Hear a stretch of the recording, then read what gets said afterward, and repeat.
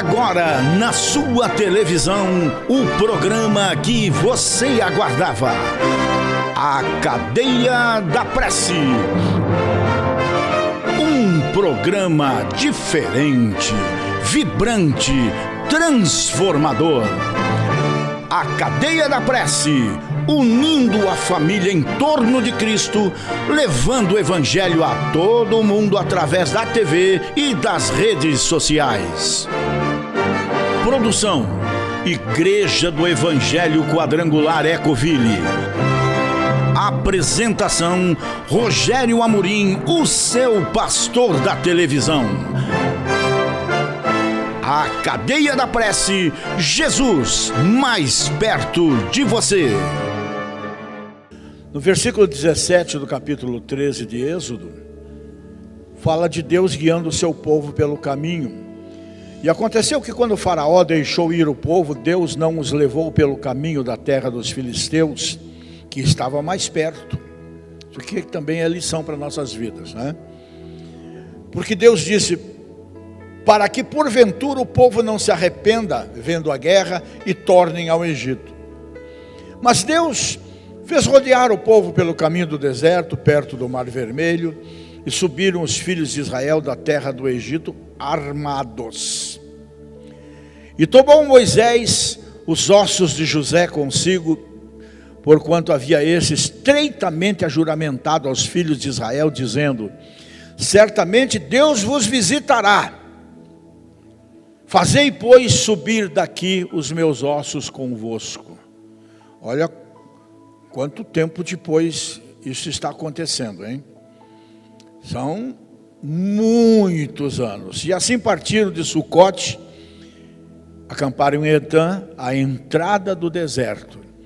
E o Senhor ia adiante deles, de dia numa coluna de nuvem, para os guardar do sol cáustico, para os guiar pelo caminho, e de noite numa coluna de fogo, para aquecê-los, porque no deserto chega a nevar, para os alumiar, para que caminhassem de dia e de noite. Nunca tirou de diante da face do povo a coluna de nuvem de dia, nem a coluna de fogo de noite. Nunca vos deixarei, nunca vos abandonarei, é o que ele nos diz hoje em Jesus. Então falou o Senhor a Moisés, dizendo: fala aos filhos de Israel que voltem e que acampem diante de Piairote, entre Migdol e o mar, diante de Baal-Zephon, em frente dele assentareis o campo, vocês vão acampar junto ao mar. Então Faraó dirá dos filhos de Israel: estão atrapalhados na terra, embaraçados, o deserto os encerrou, os fez prisioneiros. Mas eu endurecerei o coração de Faraó, para que os persiga, e serei glorificado em Faraó e em todo o seu exército, e saberão os egípcios que eu sou o Senhor. E eles fizeram assim.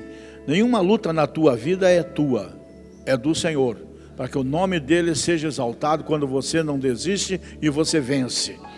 Sendo, pois, anunciado ao rei do Egito que o povo fugia, mudou-se o coração de Faraó e dos seus servos contra o povo, e disseram: por que fizemos isso, havendo deixado ir a Israel, para que não nos sirva mais? E aprontou o seu carro, e tomou consigo o seu povo, e tomou 600 carros escolhidos, todos os carros do Egito, e os capitães sobre eles todos, porque o Senhor endureceu o coração de Faraó, rei do Egito, para que perseguisse os filhos de Israel.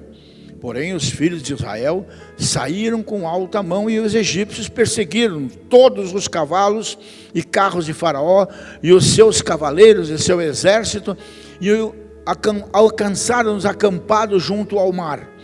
E chegando Faraó, os filhos de Israel levantaram seus olhos, e eis que os egípcios vinham atrás deles, e tiveram muito medo. Então os filhos de Israel clamaram ao Senhor e disseram a Moisés: não havia sepulcros no Egito para nos tirares de lá, para que morramos nesse deserto? Por que nos fizesse isso, que nos tens tirado do Egito? Não é essa palavra que te temos falado no Egito, dizendo: deixa-nos que sirvamos aos egípcios? Pois que melhor nos fora servir aos egípcios do que morrermos no deserto.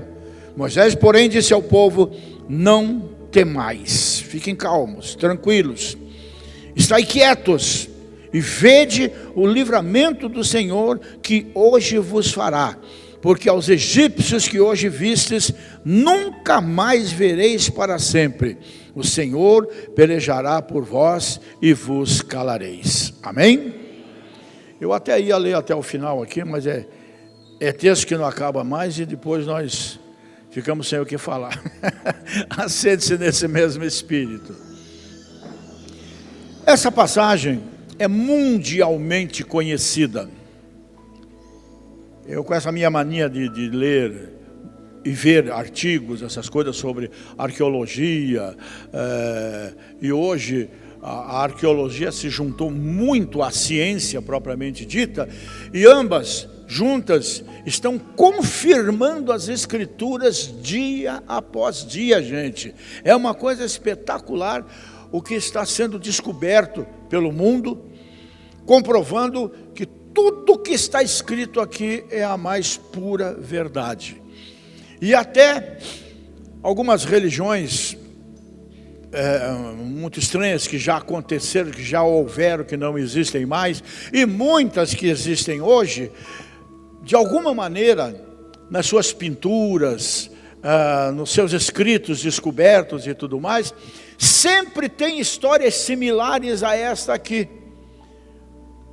Assim como fazem com Jesus, porque o diabo ele sempre trabalha nesse sentido, de querer deixar o evangelho, as coisas de Deus ralas, sobrepondo sobre elas outras histórias que lamentavelmente por falta de orientação, falta de conhecimento, o mundo acredita como verdade.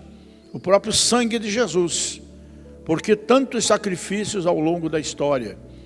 Porque tantas crianças, hoje se descobre aqui na América do Sul, nos Andes, se descobre no México, né, das civilizações antigas, incas, astecas, enfim, se descobre hoje o volume absurdo, inclusive das montanhas geladas, de sacrifícios, principalmente de crianças. E a arte forense mostra a violência com que essas pessoas foram mortas, para que o seu sangue fosse oferecido aos deuses, para que chovesse, para que não chovesse, para que isso, para que aquilo e tudo mais. Tudo cópias do sacrifício de Cristo. Por que se usa tanto barbantinho vermelho na gaiola do Curió? Por que se usa o vermelho para impedir a força da inveja, e normalmente usam fitinha vermelha e tudo mais? É o poder do sangue de Jesus visto de uma forma completamente errada. Mas são cópias, não é?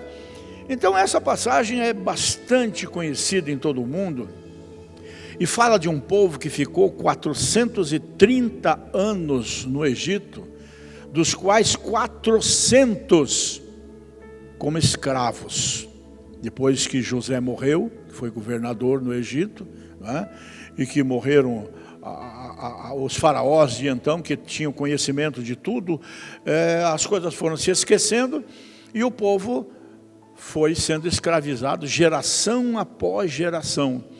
Mas de repente, Deus ouve o clamor desse povo, que estava lá por causa do pecado, por causa da idolatria, da murmuração, da incredulidade, da afronta a Deus.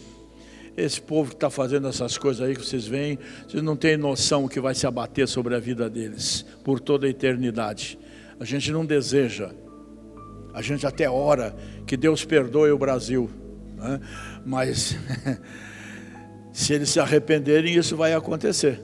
Caso contrário, não é porque eu sou bonito e estou pedindo, que eu sou o filho mais bonito de Deus, né, que eu estou pedindo, que isso vai acontecer. Não depende deles. Então, quando a gente ora pedindo que Deus perdoe, a gente também está botando eles na prensa, para que eles venham ao conhecimento da palavra e venham se arrepender de tudo que estão fazendo com relação a Deus, a sua igreja, a sua palavra, enfim, não é? E não se percam por toda a eternidade. A gente faz a nossa parte, o resto é com Deus e é com eles. Como você vê nesse texto que nós lemos, o coração de Faraó foi endurecido por dois motivos: para que Israel E nós somos a Israel de Deus hoje. Nós somos a Jerusalém de Deus hoje. Para que Israel aprendesse lições de obediência. É tudo o que Deus queria. Deus não queria sacrifícios. E continua não querendo sacrifício. Não quero sacrifício, eu quero obediência. A maior prova da nossa fé não é como a gente vai ver agora na Páscoa novamente, em países meio malucos por aí, onde pessoas literalmente são crucificadas. Mãos e pés atravessados, chicoteados, levantados em cruzes por aí, principalmente no México, que tem muito desse tipo de coisa, né? Como se isso tivesse algum valor espiritual. Não tem, muito pelo contrário, muito pelo contrário. E Israel sempre desobediente e sempre apanhando. Na nossa vida não é diferente, gente. O pecado, começando lá por Adão e Eva, o pecado não foi sexo. Essa é uma das coisas mais burras que eu já vi na minha vida. Dizendo que o pecado de Adão e Eva foi porque transaram. Uai, mas Deus não botou o homem e a mulher no mundo para que se multiplicassem? Como, com o quê? Uma criação de cegonha? Não é? Era para rir. Uma criação de cegonha? Não. Não é? Então não, o pecado de Adão e Eva foi um único, o mesmo nosso, o mesmo do mundo, o mesmo da humanidade, sempre.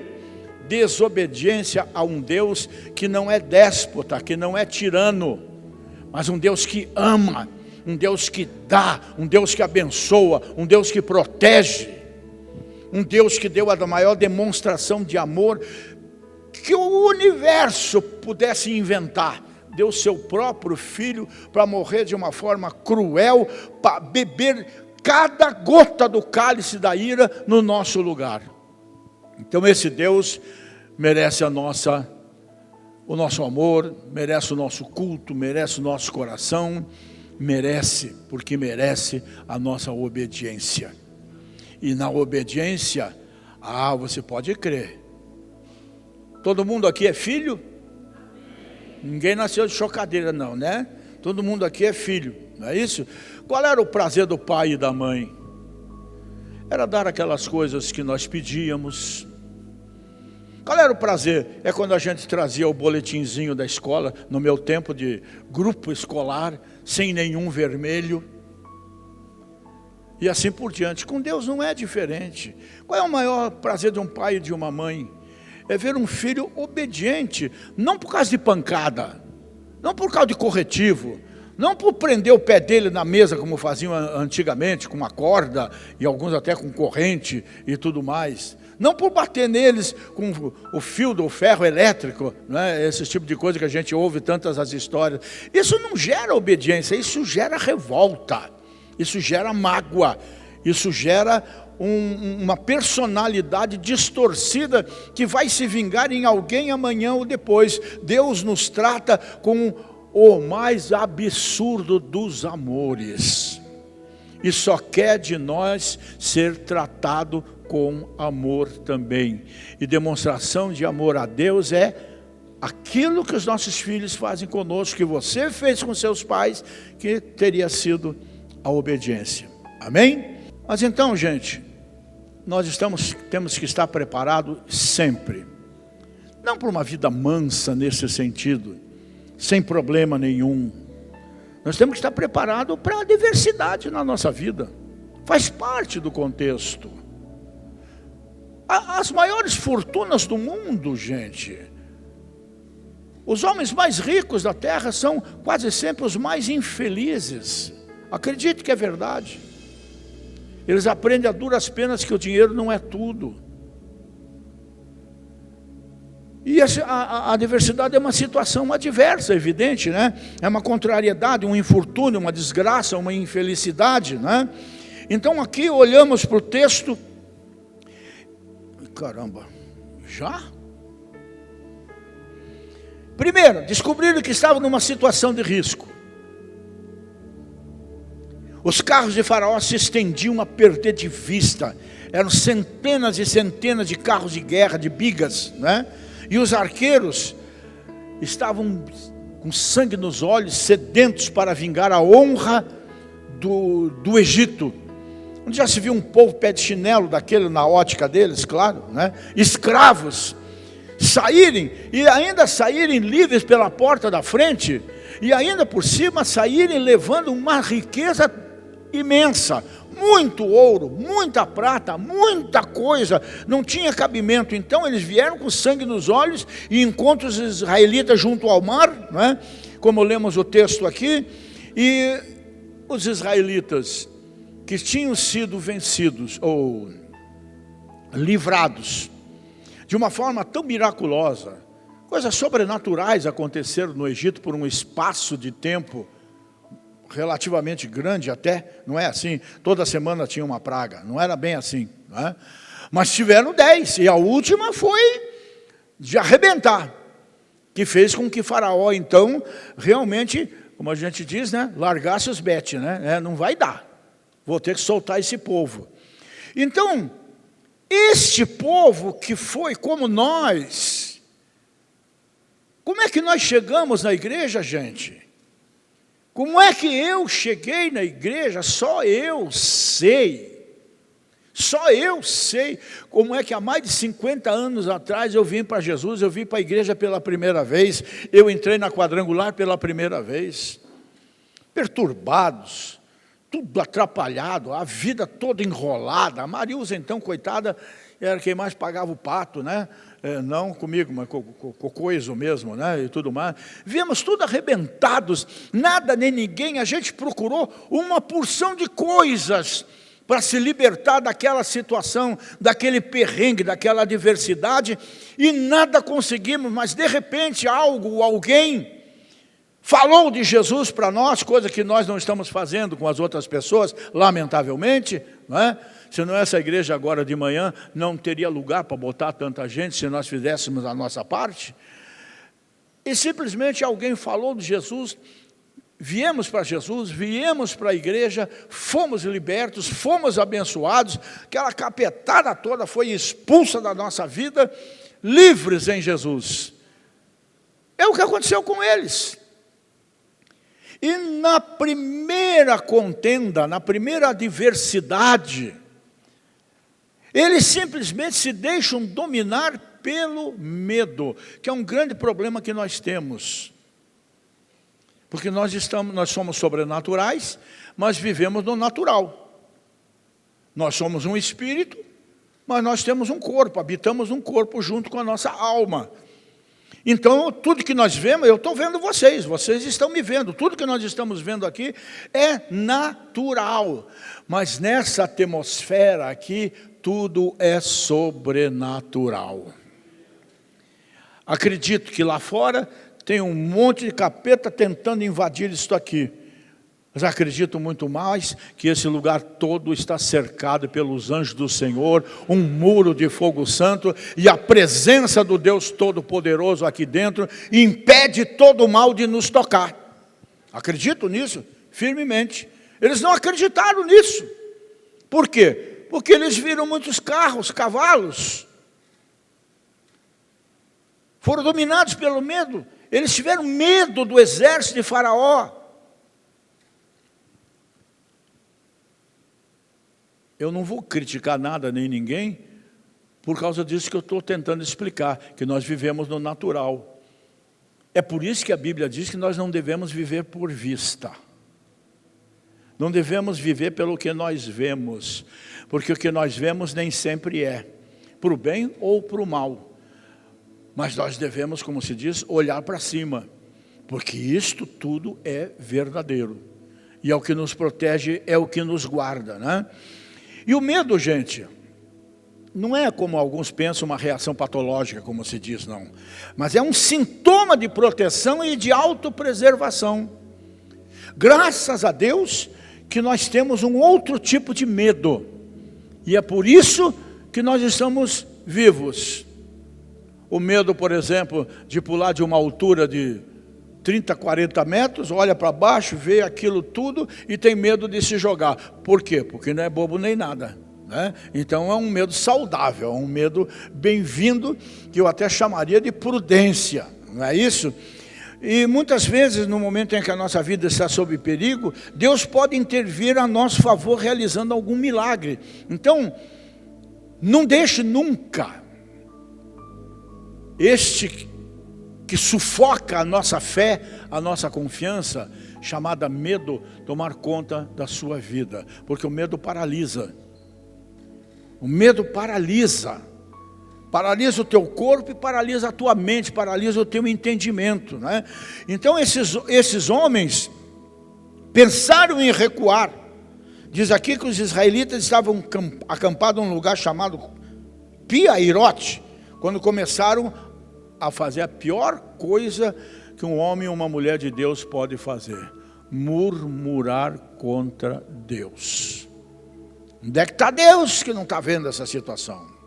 E foi o que eles fizeram. E nós aprendemos com Israel algumas atitudes que devemos tomar quando aparentemente não existem mais saídas. E eu tenho certeza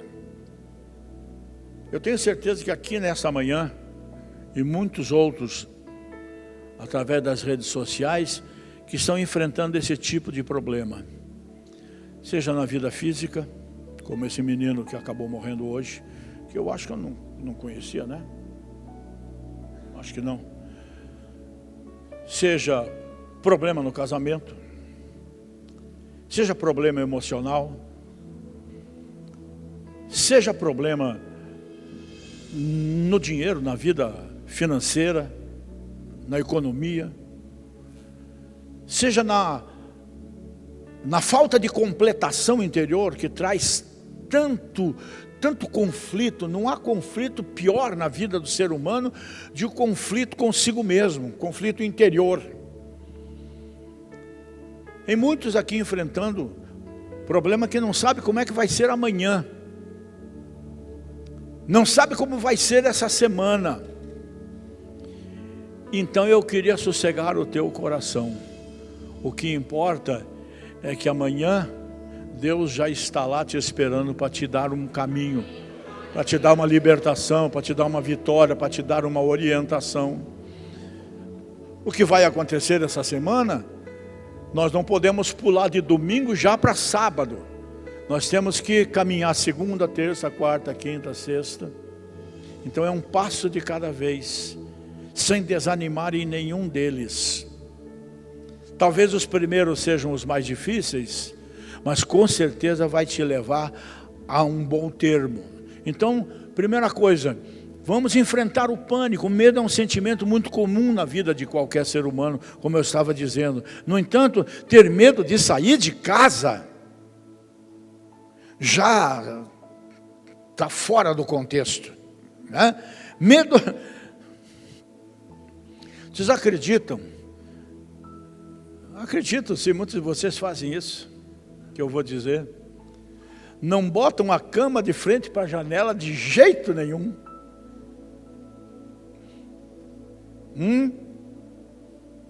Sabia disso?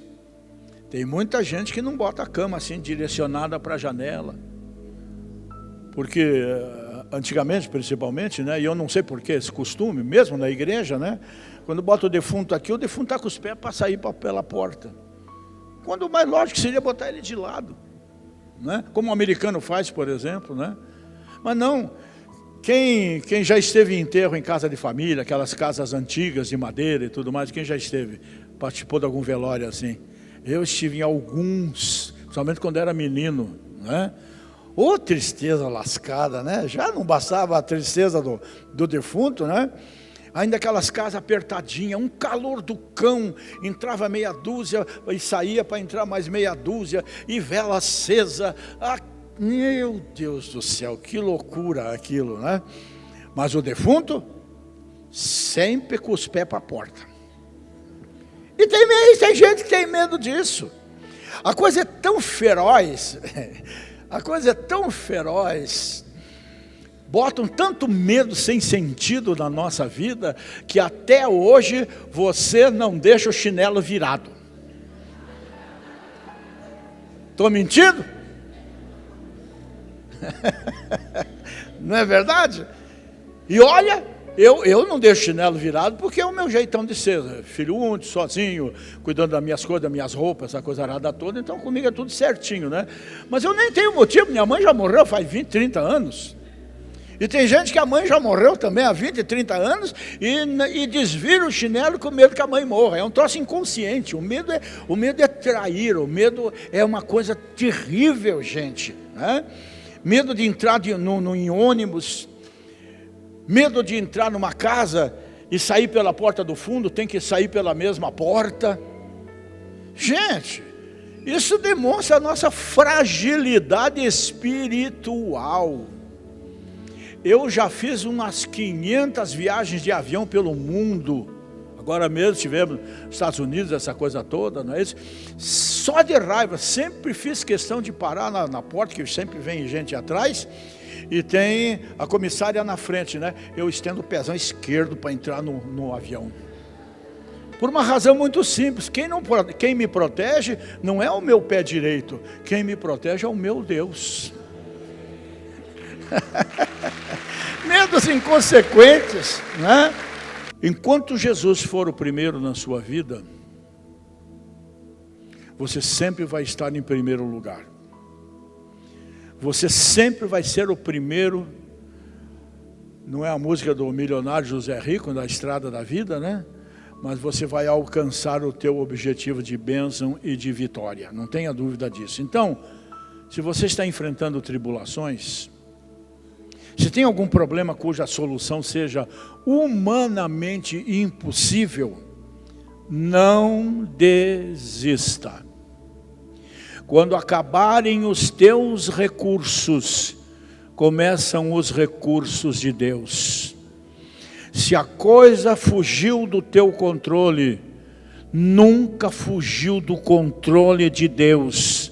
Clame a Deus, siga em frente, não deixe que o medo te domine, porque o medo é o maior inimigo da nossa fé.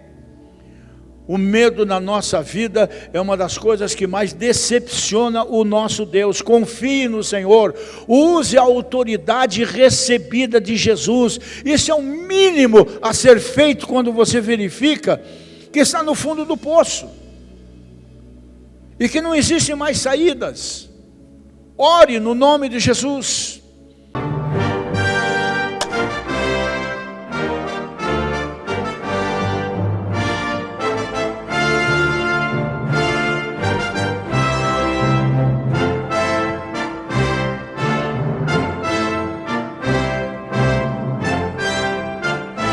A Cadeia da Prece, Jesus mais perto de você.